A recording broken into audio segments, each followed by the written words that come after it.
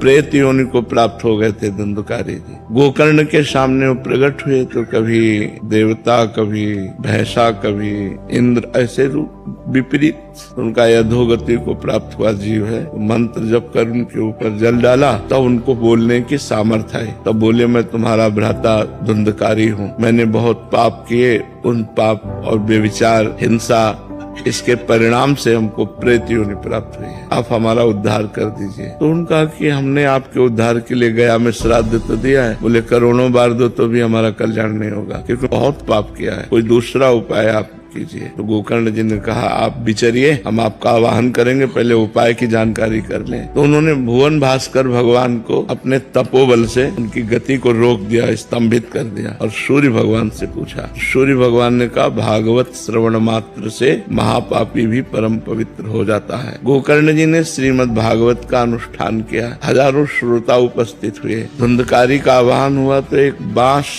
7 गांठ का उसके ऊपरी छिद्र पे बैठकर वो प्रेत सुनने लगा। प्रथम दिन प्रथम खंडन गांठ का हुआ, इस तरह से 7 गांठें फटी और वो दिव्य भगवत स्वरूप होकर प्रकट हो गया। प्रेत योनि से मुक्त होकर भगवत स्वरूप और विमान एक आया और धुंधकारी उसमें बैठ करके परम धाम को जब जाने लगे तो गोकर्ण जी ने रोक दिया। भगवान के पार्षदों से कहा एक ही विमान क्यों, ये और भी श्रोता है, सबके लिए विमान क्यों नहीं लाए? तो उनका और श्रोताओं ने श्रवण किया, केवल मनन नहीं किया। ये भूख और प्यास सहता हुआ रात दिन कथा का श्रवण और मनन करता था। तो मनन के प्रभाव से विमान आया है, श्रवण के प्रभाव से नहीं, मनन के प्रभाव से विमान। अब अगली बार जब कथा कहिए तो सब श्रोता आपके श्रवण करें और मनन करें, तब फिर इनका उद्धार हो। तो अगली बार कथा कही और जब सबने मनन किया तो शास्त्रों विमान आए और सब भगवान के